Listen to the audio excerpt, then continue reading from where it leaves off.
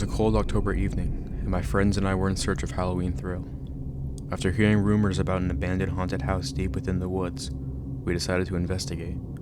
The stories about this place were enough to send shivers down our spines, but curiosity got the best of us. As we approached the house, we hesitated at the front door. Reluctantly, we stepped in. The air was thick with dust and the floor creaked beneath our feet. Cobwebs clung to the walls and old cracked family photos lay strewn about. It was clear that this place had been abandoned for decades, but something still lingered in the air. Something unnatural. We explored further into the house, our flashlights revealing what was hidden in the shadows. In the dim light, we discovered a strange room. The walls were covered in strange symbols and pentagrams, and in the center of the room, a circle of candles flickered with flames. Just as we were about to leave, we heard a strange sound from the depths of the house. It was a soft, haunting whisper, barely audible. "Get out!"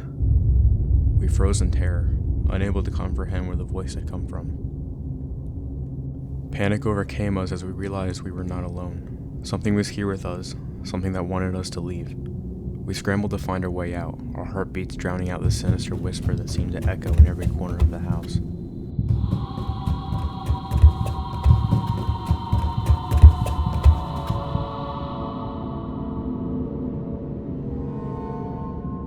As we finally burst out the front door, the moonlight revealed our faces. We ran back through the woods, never looking back, haunted by the experience.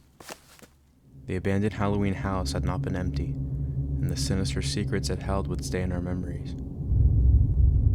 To this day, we can't explain what we encountered that night, but we know one thing for sure: some places are best left undiscovered, especially during the haunting month of October. Out.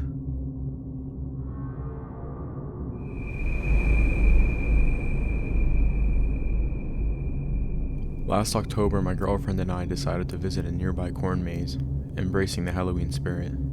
The night was dark, with the moon hidden behind thick clouds. Armed with flashlights, we ventured into the maze, expecting some spooky fun. As we made our way through the twisting paths of corn stalks, we realized it was eerily quiet, and we hadn't seen anyone else in a while. It was as if the maze had swallowed up all the laughter and voices. Our pace quickened as we felt the silence closing in. That's when the rustling started. We tried to dismiss it as just the wind, but the rustling continued, growing louder and closer. Unease began to creep over us. Out of the shadows emerged a figure, a man wearing tattered clothes and a disfigured mask. He stood there, staring at us with chilling intensity. We tried to back away, but the walls of corn trapped us, leaving us with no clear path to escape.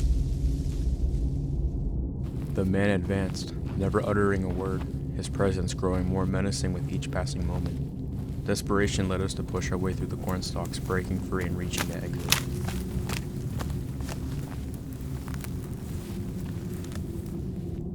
We reported the incident to the maze staff, who searched the area but found no trace of the masked man.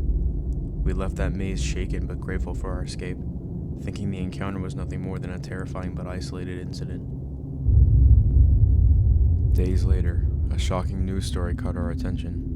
Reports emerged about other visitors to the same corn maze who hadn't been as fortunate as us. They had been brutally attacked by the masked man who fit the same description. The realization was horrifying. The masked man we had encountered had gone on to harm others. Our visit to the corn maze now haunted us with the knowledge that we had come face to face with a dangerous predator in the October night.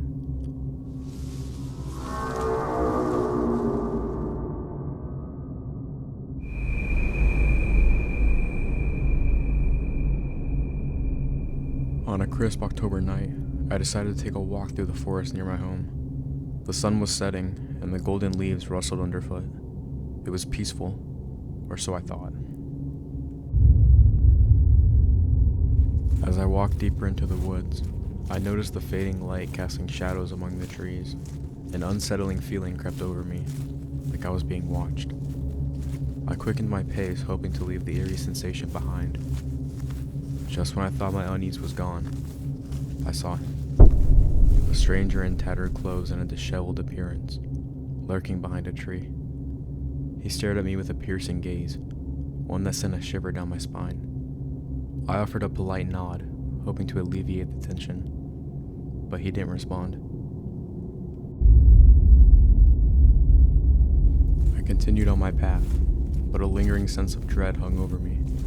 It was as if this man was tailing me through the forest. I tried to shake the feeling, telling myself it was just a chance encounter. However, when I stopped to rest by a small creek, I saw him again.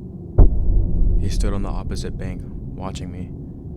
Fear got the best of me, and I decided it was time to leave. As I started leaving, a chase through the forest pursued as the same man now was only a few feet behind me, trying to take me to the ground. I started losing track of the path and stumbled upon an old cabin in the autumn forest.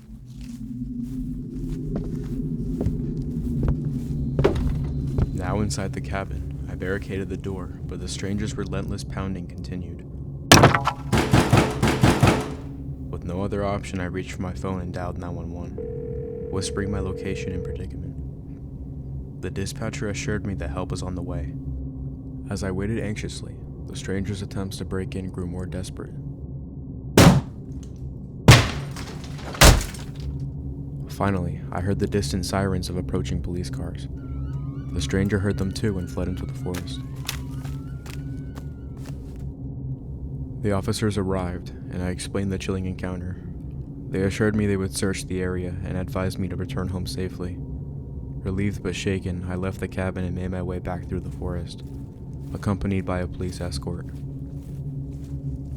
My encounter with the attacker was over, but it left me with a lingering sense of unease about the peaceful month of October I had once enjoyed.